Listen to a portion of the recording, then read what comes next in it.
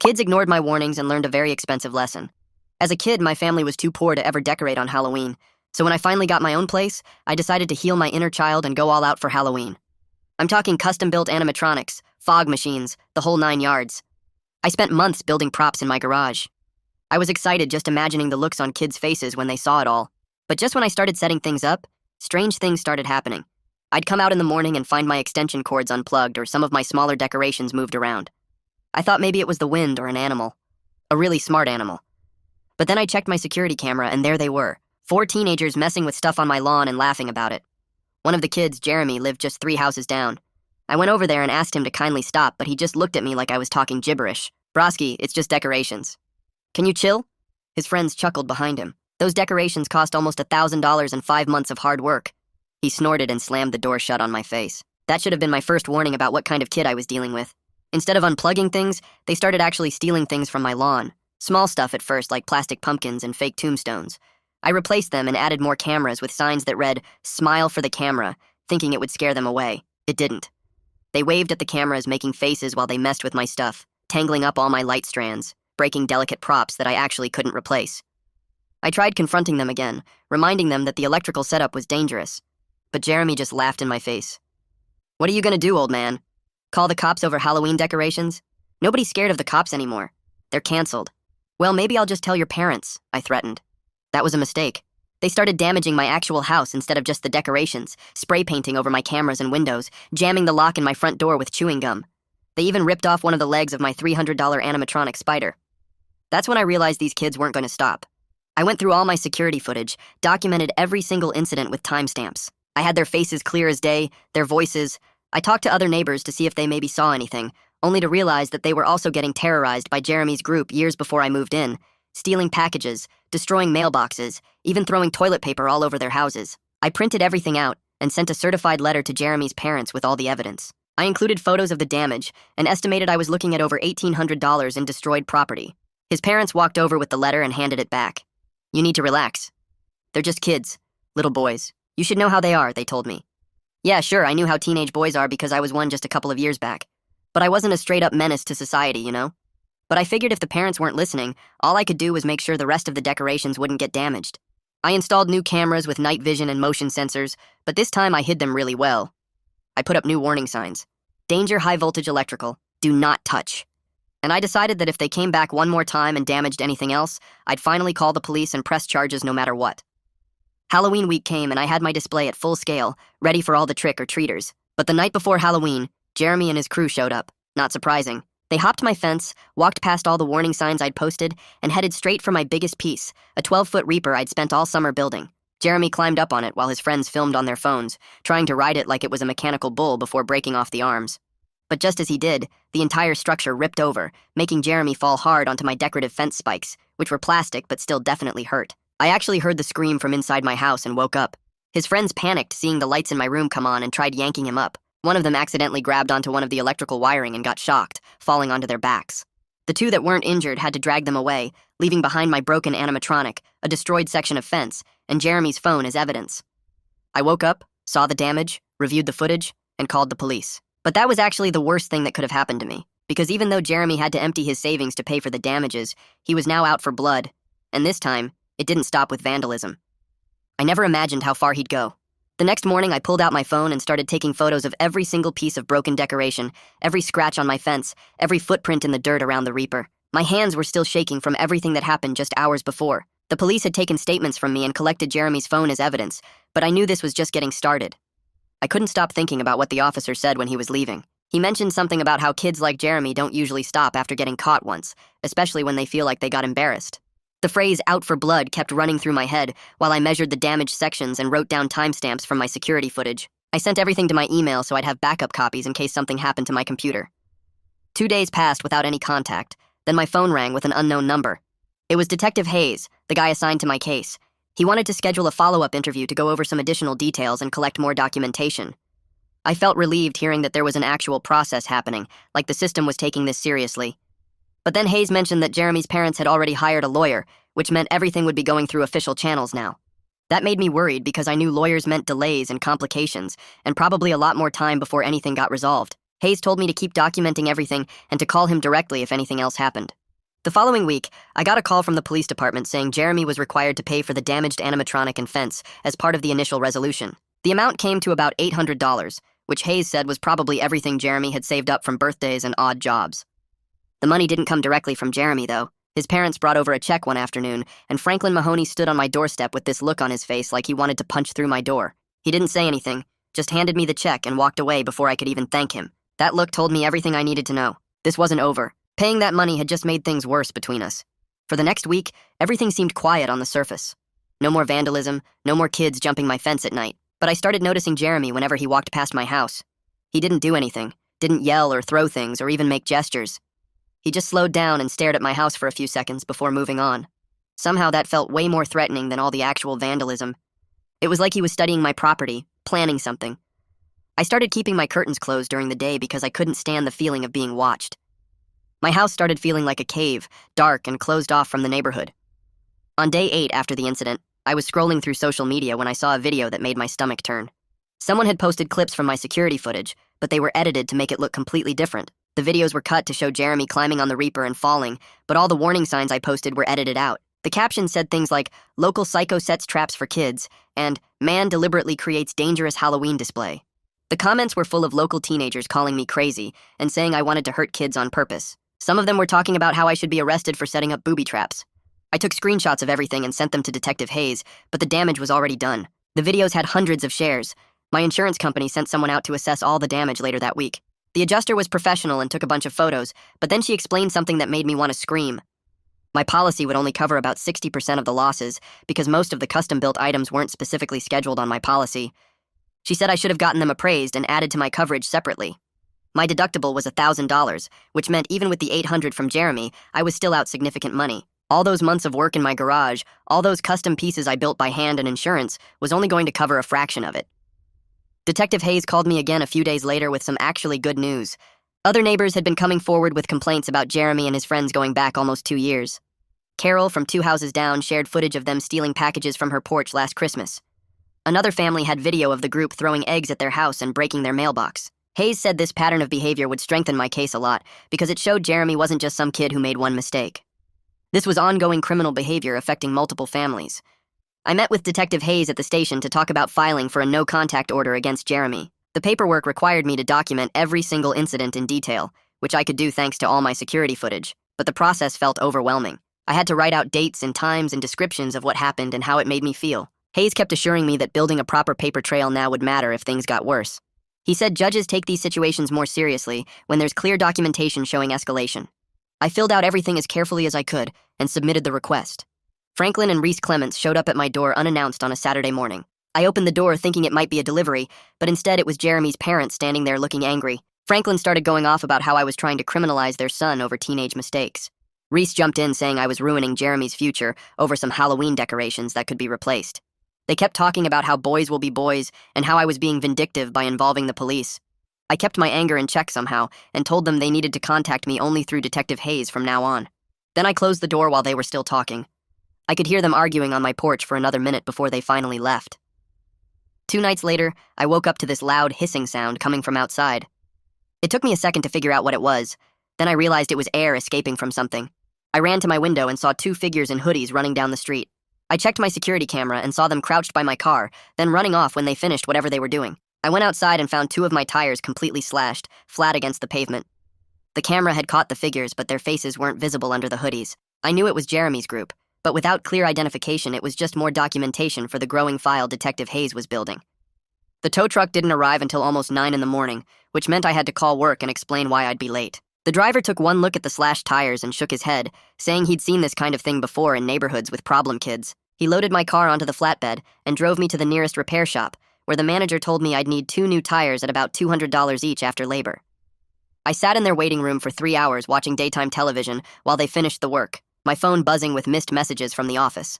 When I finally got to work around 1 in the afternoon, Gabriella pulled me into her office before I even reached my desk. She closed the door and sat down across from me with this concerned look on her face. She mentioned that I'd seemed distracted lately, missing deadlines and showing up late, and she wanted to know if everything was okay at home. I gave her the short version about the harassment and the vandalism and the ongoing police investigation, trying to keep my voice steady. She listened without interrupting, then leaned back in her chair and sighed. She told me she understood that I was dealing with a difficult situation, but I needed to keep my work performance steady because the team was counting on me. I promised I'd do better and got back to my desk, feeling like I was failing at everything. That evening around 6, Carol showed up at my front door carrying a folder full of papers. She'd been talking to other families on the block about forming an actual neighborhood watch, not just casual complaints, but a real organized system. She explained that at least 8 households were fed up with the ongoing harassment from Jeremy's group, and they wanted to coordinate security footage sharing and set up a rotation for keeping eyes on each other's properties. She'd already created a group chat and drafted a schedule for evening patrols, and she wanted to know if I'd join. I agreed immediately, feeling this huge wave of relief that I wasn't facing this alone anymore. She handed me a printed copy of the patrol schedule and told me she'd add my number to the group chat tonight. The following week at work, I started noticing weird looks from some of my coworkers during lunch breaks. One of them, someone I barely knew from accounting, asked me straight out if I was the guy who set up traps to hurt kids on Halloween.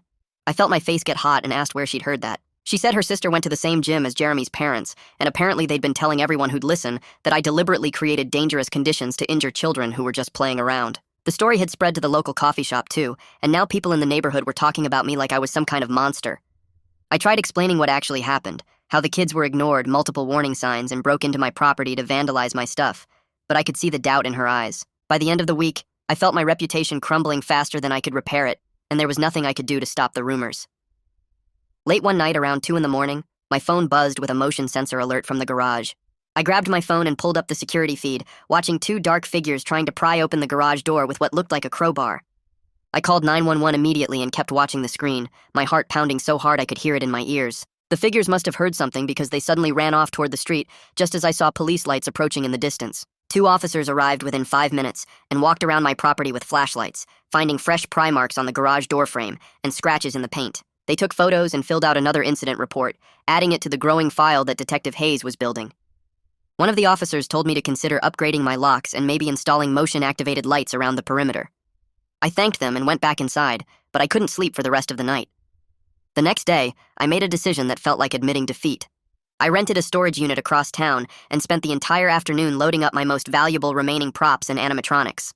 The 12-foot Reaper was already destroyed, but I still had the fog machines, the expensive sound system, and several custom pieces I'd built by hand over months of work. I wrapped everything carefully and drove it all to the storage facility, making 3 trips back and forth.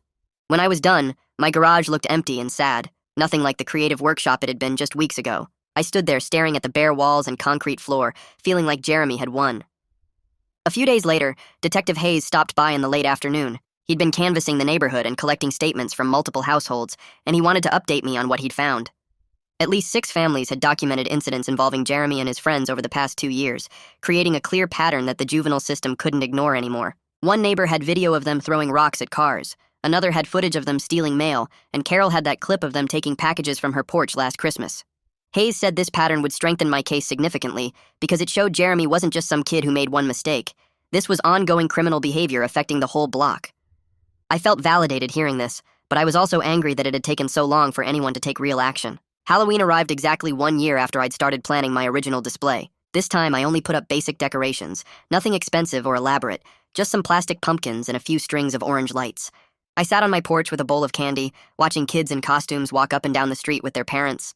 Some parents thanked me for participating despite everything they'd heard about, and a few kids told me they liked my decorations, even though they were simple. But the joy I'd felt last year planning my elaborate display was completely gone, replaced by this cautious wariness every time someone approached my house. The evening passed without incident, and I packed everything away before midnight, relieved it was over. The day after Halloween, someone posted the doctored security videos again with new commentary. This version had circles drawn around the warning signs in the footage, with text suggesting I'd placed them as legal cover after the fact, not as genuine safety warnings. The post claimed I deliberately created dangerous conditions and then tried to hide behind liability protection. I downloaded everything and sent it to Detective Hayes, my hands shaking with anger. He called me back within an hour and assured me that the timeline of my camera footage proved otherwise, showing I'd installed the signs days before Halloween and that they were clearly visible in multiple angles. He said he'd document this as another form of harassment and add it to the file. My insurance company finally processed the claim in mid-November and sent a check for about $1,200 after the deductible. I stared at the number feeling sick because it covered less than half of my actual losses. So many of the custom pieces weren't specifically itemized on my policy, and the adjuster had valued them at basic replacement cost instead of the time and skill I'd invested. I learned an expensive lesson about proper insurance documentation, but it was too late to help with this situation. I deposited the check and tried not to think about all the hours of work that had been destroyed. I spent the following weekend upgrading my security even further. I installed motion-activated lights around the entire perimeter of my property, bright enough to light up the whole yard if anyone approached. I trimmed back all the bushes that had created blind spots for my cameras, hauling the branches to the curb in heavy bags. Then I called a locksmith and paid him to rekey all my doors because I'd become paranoid about copies of my keys somehow existing. The costs kept adding up, several hundred more dollars on top of everything else, but feeling safer was worth every penny. 2 weeks went by without any new problems, but then a thick envelope from the city showed up in my mailbox. I opened it standing right there on my driveway and felt my stomach drop when I read the header. Someone filed a code compliance complaint against my property, claiming my electrical setup for Halloween decorations created dangerous conditions. The complaint said I was running extension cords wrong and overloading circuits and creating fire hazards. I knew this was garbage because I'd been super careful about following all the electrical codes when I set everything up. I even had permits for the major installations. But now I had to schedule an inspection and take time off work to deal with this, which meant losing money on top of everything else. I called the number on the notice and got an appointment for the following Tuesday, then sent an email to my boss explaining why I needed another morning off. She wasn't happy about it, but approved the request. I spent that whole evening pulling out my permits and installation records, organizing everything into a folder so I could prove my setup was legal. The anger made it hard to sleep that night because I knew exactly who filed this complaint, even though the city wouldn't tell me. Tuesday morning arrived and the code inspector showed up right on time. He was an older guy with a clipboard and a serious expression who introduced himself and got straight to work. I handed him my folder of permits and records, then followed him around my property while he examined every outlet, every connection, every extension cord I'd used. He took photos and made notes, checking voltage loads and testing circuits with some kind of meter. The whole process took over an hour, and I stood there the entire time, watching him work and trying not to look as nervous as I felt. When he finally finished, he closed his clipboard and looked at me with something like sympathy in his eyes. He told me everything was properly installed and permitted, all my electrical work met code requirements, and there were no violations to cite. Then he said something that made me feel both validated and furious at the same time. He said the complaint was clearly someone trying to cause problems for me, probably someone who had a personal issue, and he could tell this was harassment disguised as a safety concern. He couldn't tell me who filed the complaint because that information was protected, but we both knew. He closed the case right there with no violations found and told me to keep my documentation in case someone tried this again. I thanked him and watched him drive away, then went inside and immediately updated Detective Hayes about this new form of harassment. That same week, things got worse. I came home from work on Thursday and found my front door covered in eggs and spray paint. The eggs had dried into a crusty mess that was going to be hard to clean, and someone had tagged the door with the word psycho in bright red paint. But that wasn't even the worst part. I walked around to check the rest of the house and found scorch marks on the siding near my garage where someone had set off a firework. The damage wasn't huge, but the message was crystal clear. They were stepping things up. I grabbed my hose and a scrub brush and started cleaning the egg off my door while my security cameras recorded everything. The spray paint was going to need special cleaner, so I made a note to buy some after I finished with the eggs. I was scrubbing away, my arms getting tired, when I pulled out my phone and emailed the new footage to Detective Hayes before I was even done cleaning. The email said I was documenting another escalation and asked what else I could do to make this stop.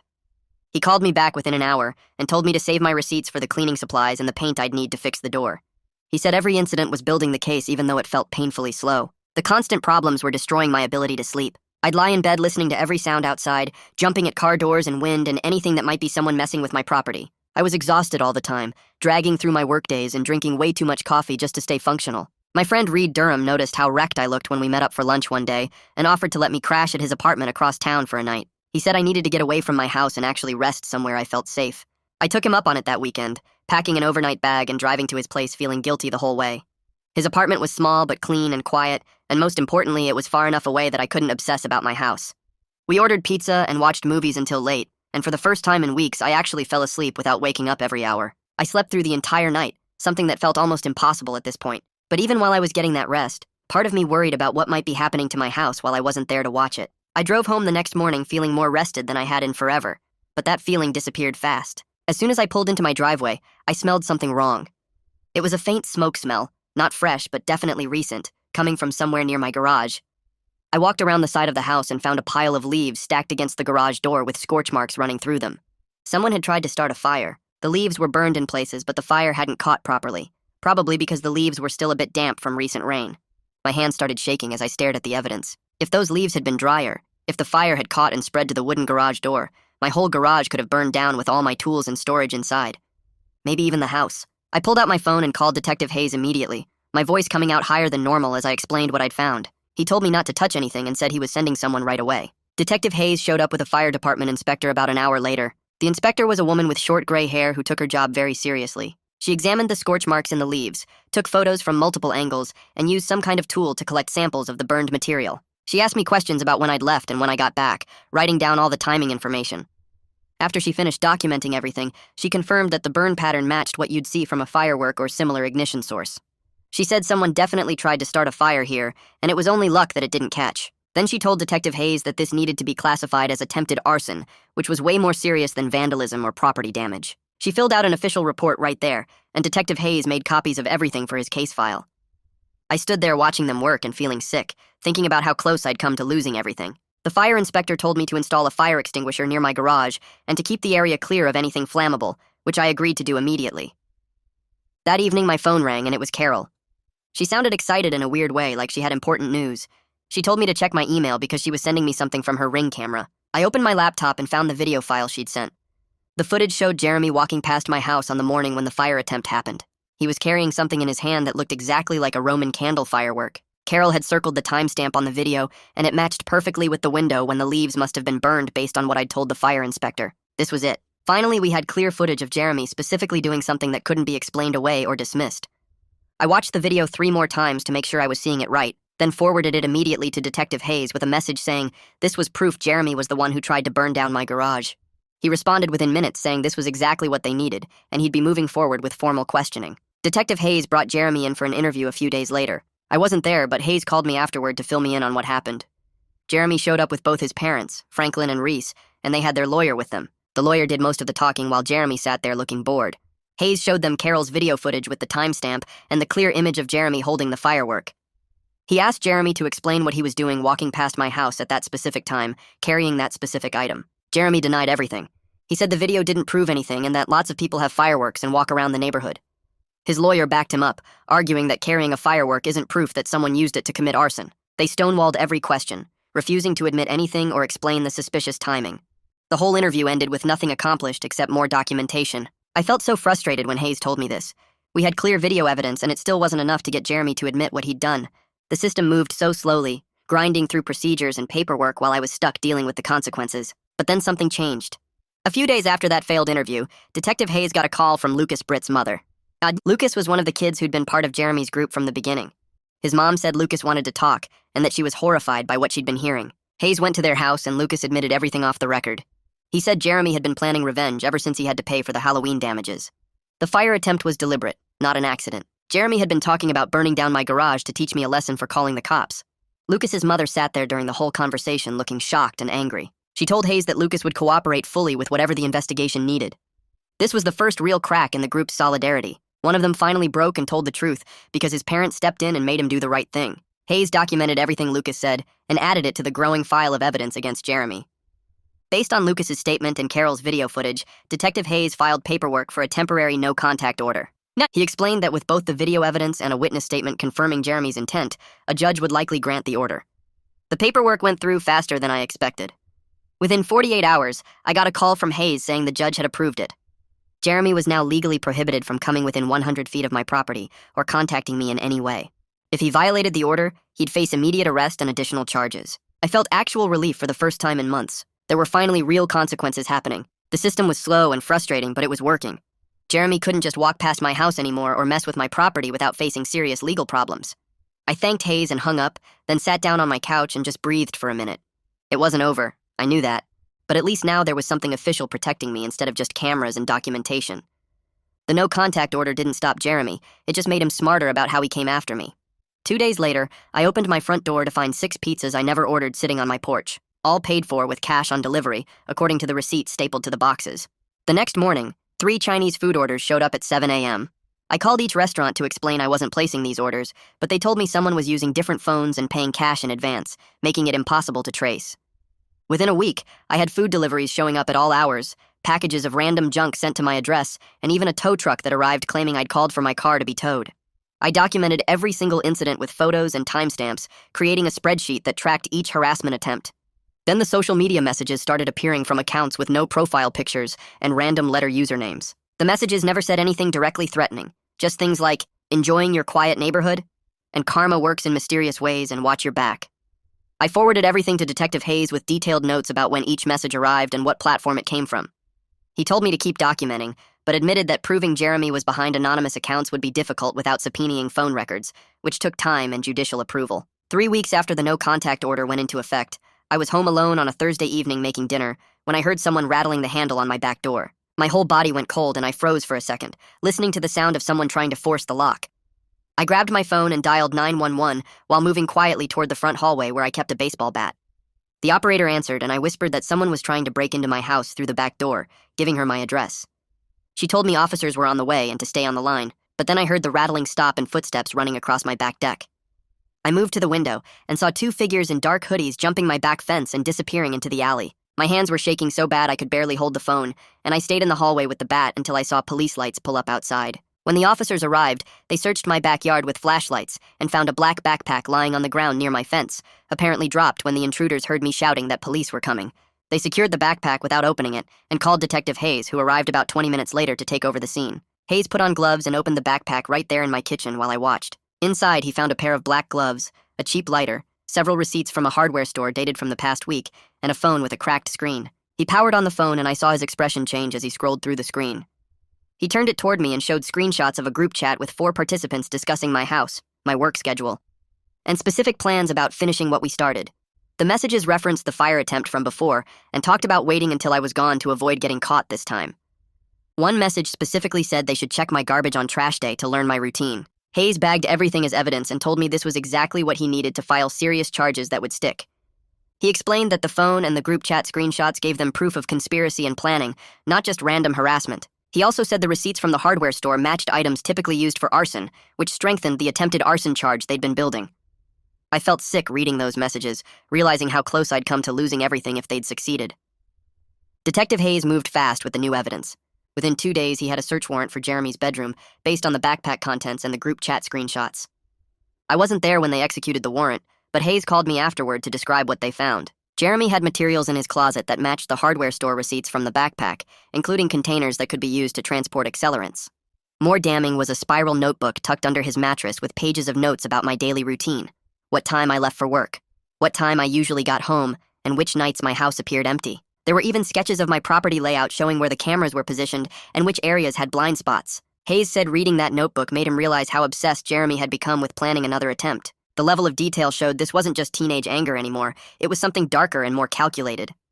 I felt sick when Hayes read me some of the entries over the phone, knowing Jeremy had been watching my house so carefully for weeks. The district attorney's office filed a juvenile petition against Jeremy for attempted arson, criminal trespassing, and violation of the no-contact order. Franklin Mahoney and Reese Clements were notified by certified mail that their son was facing serious charges in juvenile court. Their lawyer contacted them immediately to explain that these weren't minor offenses that would disappear with a warning. The attempted arson charge alone carried potential detention time in a juvenile facility, and the violation of the no-contact order showed a pattern of escalating behavior. The lawyer also explained that they were facing potential civil liability for damages because Jeremy was still a minor living under their supervision. If I chose to file a civil lawsuit for all the harassment and damage, they could be held financially responsible beyond just the criminal restitution. Hayes told me later that this was the first time Jeremy's parents seemed to understand the full scope of what their son had done. The reality of serious legal consequences and potential financial ruin finally broke through their denial about Jeremy just being a normal kid making mistakes. The next 2 weeks turned into a blur of court appearances and meetings with prosecutors. I had to take time off work for an initial hearing where the judge reviewed the charges and set conditions for Jeremy's release pending trial. Then there was a meeting with the prosecutor's office where they walked me through the evidence and explained how juvenile court worked differently than adult criminal court. The system focused more on trying to help kids change their behavior through programs and supervision rather than just punishment. But the charges were serious enough that Jeremy faced real penalties if convicted. I had to go to another hearing where they discussed whether Jeremy should remain at home or be placed in temporary detention, and the judge decided home detention with an ankle monitor was appropriate, given the severity of the charges. Each court appearance meant taking time off work, and Gabriella pulled me aside after I requested my 4th absence in 2 weeks. She asked if everything was okay because my performance had been slipping and I'd been distracted during meetings. I gave her a brief explanation about the ongoing legal situation, and she was sympathetic, but reminded me that I needed to find a way to balance this with my job responsibilities because the company had deadlines that couldn't keep being pushed back. About 3 weeks into the court process, the prosecutor called to tell me that Jeremy's lawyer had approached him about negotiating a plea agreement. They wanted to avoid going to trial because the evidence was strong, and a trial would be unpredictable for their side. The lawyer was offering to have Jeremy accept responsibility for all the charges in exchange for probation instead of detention time, 200 hours of community service, mandatory anger management counseling, and full restitution for all my documented damages. The prosecutor explained that this kind of plea deal was common in juvenile cases because the system preferred rehabilitation over punishment when possible. He asked for my input on whether I would support accepting the plea or if I wanted them to push forward with a trial. He reminded me that my opinion mattered, but ultimately the decision belonged to the district attorney's office since this was a criminal case, not a civil lawsuit. I spent that whole night lying awake thinking about whether a plea deal would be enough justice for everything Jeremy had put me through. Part of me wanted to see him face a trial and get the maximum consequences possible, but another part of me was exhausted from all the court appearances and just wanted this to be over. I called Detective Hayes the next morning to get his advice, and he was honest with me about the risks. He explained that trials were unpredictable, even with strong evidence, because you never knew how a judge might rule or what arguments the defense might make that could create reasonable doubt. A plea agreement guaranteed that Jeremy would face real consequences and be held accountable, while a trial might result in lesser findings or even acquittal on some charges if something went wrong. Hayes reminded me that the goal was to make sure Jeremy faced meaningful penalties and had supervision to prevent him from doing this again, not necessarily to get the harshest punishment possible. After thinking about it for another day, I decided that guaranteed accountability was better than risking Jeremy getting off with nothing because of some legal technicality or unexpected trial outcome. I called the prosecutor back and told him I would support the plea agreement as long as the probation terms were strict and the no-contact order remained in effect. The plea hearing happened on a cold morning in early December at the juvenile courthouse downtown. I sat in the gallery while Jeremy stood before the judge with his lawyer beside him and his parents sitting in the row behind him looking defeated.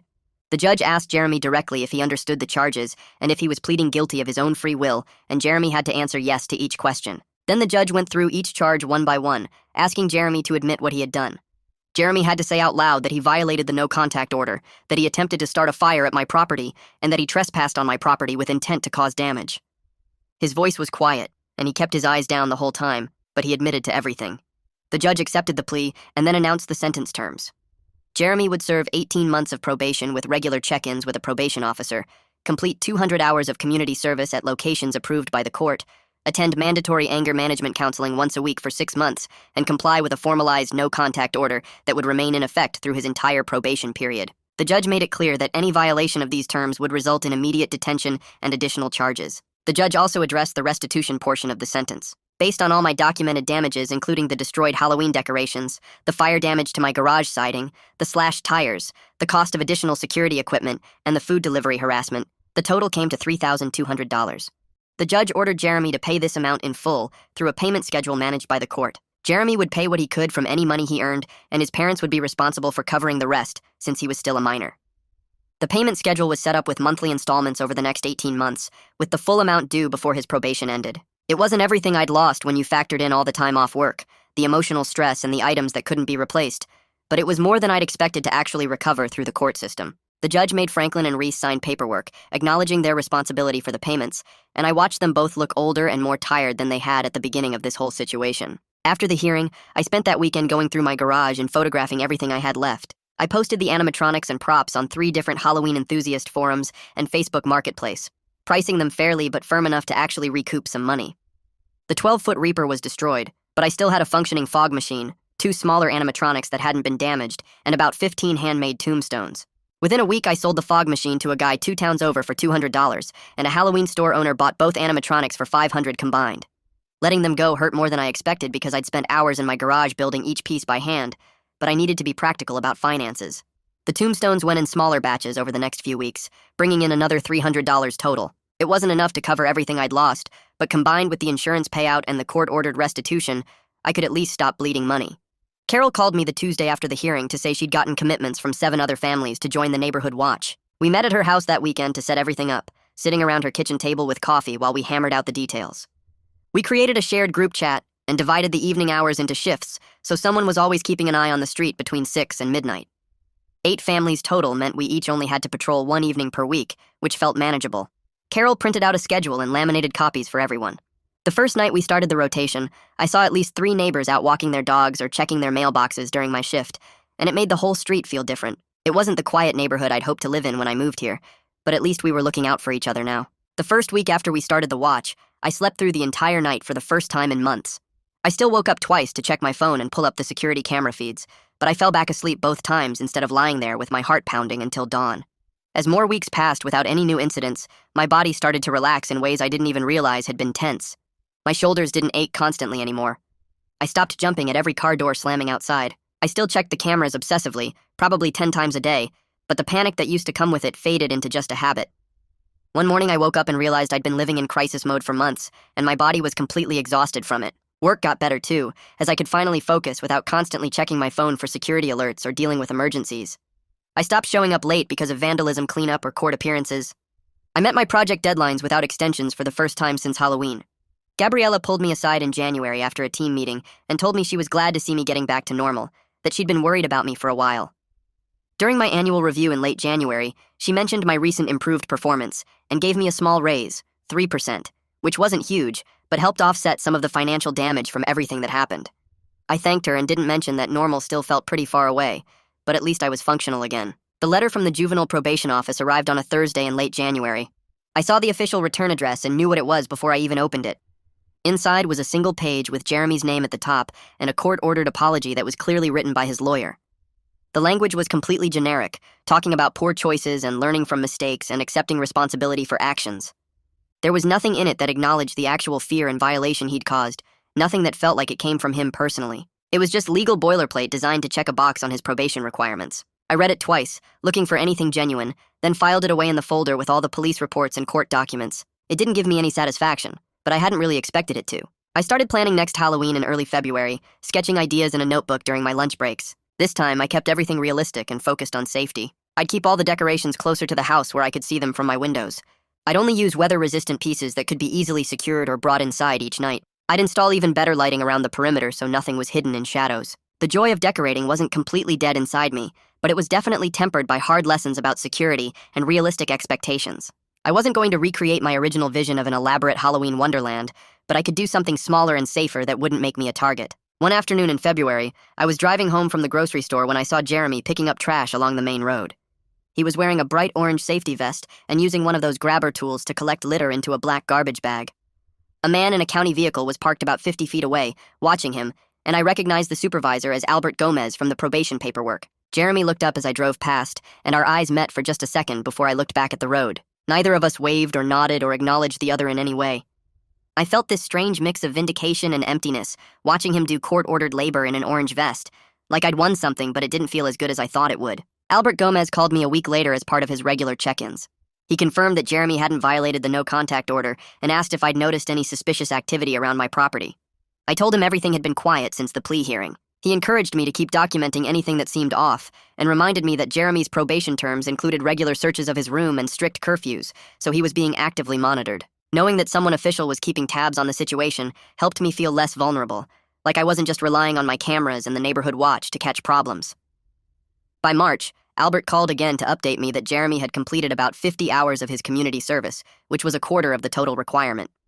He also mentioned that Jeremy's family had made 3 payments toward the restitution through the court system, about $200 each time. I didn't have any direct contact with Franklin or Reese, which was a relief because I had nothing to say to them anyway. The money showed up in my account through an automated court payment system. I put it straight into savings and started planning seriously for next Halloween, pricing out new decorations that would be harder to damage or steal. The community meeting happened on a Tuesday evening in March at the local library. The police department had organized it to talk about neighborhood safety after several families complained about ongoing teen harassment. I showed up early and found about 40 people already there, filling up the folding chairs in the community room. A police sergeant gave a presentation about recent trends and initiatives, and then they opened the floor for people to share their experiences. Carol spoke about the package thefts and vandalism. An older couple talked about their mailbox getting destroyed 3 times. A single mom described teenagers throwing rocks at her windows. Hearing all these stories made me realize the problem was way bigger than just my Halloween decorations. The police announced new initiatives for youth programs and increased patrols in problem areas. It felt good to see the problem being addressed at a community level, even if it had taken years to get to this point. Carol started calling me more often after that meeting, not just about neighborhood watch stuff, but to actually check in and see how I was doing. We grabbed coffee a few times in late March and talked about regular life things, not just the Jeremy situation, and it felt good to have a friend who understood what I'd been through. In early April, she invited me to a backyard barbecue at her place on a Saturday afternoon. I showed up with a bag of chips and found about 15 neighbors there, including several families who'd spoken up at the library meeting. People introduced themselves and shared their own stories about dealing with harassment on the block, and for the first time since moving into this house, I felt like I was part of something bigger than just my own problems. The weather started warming up in late April, and I found myself spending more time in my garage again. I pulled out my tools and sketches and started designing new Halloween props. But this time, I was thinking differently about everything. I built a 6-foot-tall skeleton that could be completely disassembled and stored inside within minutes. I designed a graveyard fence system with quick-release brackets, so the whole thing could be locked down or moved. Every piece I worked on had security built into the design from the start, making sure nothing was too heavy to move quickly or too delicate to survive being handled roughly. The creative process felt healing in a way I didn't expect, like I was taking back control of something that had been stolen from me. I spent hours in the garage measuring and cutting and painting, and my mind felt clearer than it had in months. In May, I got an official letter from the Juvenile Probation Office, letting me know that Jeremy had completed his court-ordered anger management program. The letter said his probation officer reported that he was maintaining good behavior and meeting all his requirements. Part of me wanted to feel satisfied that the system was working, and that maybe Jeremy was actually learning something from all this. But mostly I just felt cautious and kind of empty about the whole thing. I'd learned over the past year that doing what you're told because a court makes you is not the same as actually changing who you are inside. I filed the letter away with all the other paperwork and decided not to think too much about what Jeremy was or wasn't learning. By late summer, I started thinking about how to handle Halloween differently this year. I didn't want to hide inside my house or give up on decorating completely, but I also knew I couldn't just set everything up and hope for the best. I talked to Carol about organizing an open house event where neighbors could come see the setup before Halloween night. She loved the idea and offered to help me plan it. We spent a few evenings in September putting together invitations and a schedule. We decided to do it on the first Saturday in October from 2 to 5 in the afternoon. Carol helped me make a list of all the families on our neighborhood watch group, and we hand-delivered invitations to about 40 houses. The goal was to build connections with people and show them that my decorations were meant to bring joy to the community, not cause problems or drama. The open house turned out way better than I expected. About 30 neighbors stopped by throughout the afternoon, including families with little kids who were already excited about Halloween. The kids loved climbing on the props and asking questions about how everything worked. Parents told me they appreciated the effort, and several people offered to help me set up on Halloween night and keep an eye on things. One dad said he'd walk through every couple hours just to make sure everything stayed peaceful. A mom offered to bring her teenage son to help me move props inside at the end of the night. Standing in my yard surrounded by neighbors who actually cared about what I was doing made me feel supported in a way I never experienced during my first Halloween here. Halloween night finally came and I was nervous but determined to make it work. I had my scaled-down display running with all the security measures in place. Carol and 3 other neighbors took turns walking through my yard throughout the evening, chatting with trick-or-treaters and just being visible. My security cameras were recording everything, and my motion sensors were active. The evening went smoothly with hundreds of kids coming through in costumes. Parents thanked me for decorating and kids got excited about the animatronics. 0 incidents happened all night. No vandalism, no harassment, no problems at all. I actually enjoyed myself for the first time in a year, handing out candy and seeing kids smile at the decorations I'd worked so hard to create. The next morning I woke up early and went through all my security footage from the night before. Every single clip showed happy kids in costumes, grateful parents and neighbors keeping watch. Nothing but normal Halloween fun. Carol sent a text to the neighborhood watch group chat, saying everything stayed quiet on her end too. For the first time in a year, Halloween didn't end with me stressed out and angry and documenting damage. It felt like a genuine victory, even if it was smaller and simpler than my original dream of the elaborate display I'd planned. In November, the final restitution payment from Jeremy's family came through the court system. I logged into my account and saw the deposit, bringing the total to about $3,200 spread across multiple payments over the past months. The money didn't cover everything I'd lost when you factored in the time, the stress, the damaged pieces I couldn't replace, and all the security upgrades I'd had to buy. But it was enough to feel like some level of accountability had been achieved through the legal process. I transferred the money into my savings account and made a decision to stop dwelling on what happened and start moving forward with my life. Albert sent me a final notification in late November saying that Jeremy had completed all 200 hours of his community service requirement. The email said Jeremy would remain on probation for another 6 months, and the no-contact order would stay in effect through the end of his probation period in May. I read the update and sent back a brief acknowledgement, but I didn't let myself think too much about it. My focus was on my own life now, not on tracking every detail of Jeremy's consequences. I started planning next year's Halloween display with actual confidence instead of fear. I'd learned how to balance my creative ambitions with practical security measures. I had a supportive neighborhood network backing me up. The decorations would never be quite as elaborate as my original vision of the 12-foot Reaper and custom animatronics covering my entire yard. But they'd be sustainable and safe and something I could actually enjoy creating without constant worry about destruction. Carol texted me in mid-November, asking if I wanted to help organize a tool-sharing program through the Neighborhood Watch. She'd been talking to other families who mentioned needing to borrow lawn equipment or power tools, but not knowing who to ask. We set up a shared document where people could list what tools they had available to lend and what they might need to borrow. Within 2 weeks, 12 families signed up and people were actually using it.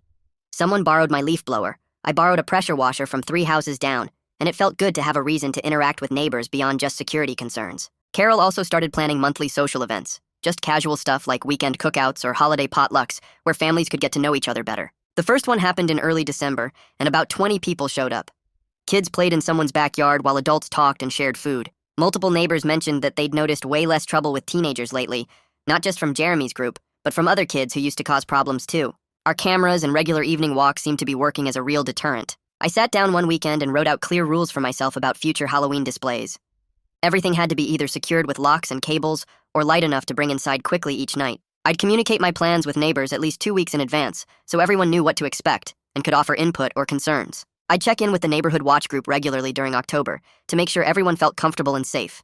And I'd keep my security system active all year, not just during Halloween season, because prevention was better than dealing with damage after the fact. Writing these boundaries down made me feel more in control, like I had an actual plan instead of just hoping things would work out. I knew I could still enjoy decorating without making myself a target again. December came with cold weather and early darkness. I found myself thinking about everything that happened over the past year while I was putting up simple Christmas lights on my porch. My original dream of those huge, elaborate Halloween displays with custom animatronics covering my entire yard felt like it belonged to a different person now. I'd learned that security and community responsibility had to come first, even if it meant scaling back my creative ambitions. But I hadn't given up completely. I was just smarter now about what risks I could handle and what precautions I needed to take. I felt more connected to my neighbors than I ever expected to, and I actually knew people's names and had their phone numbers saved.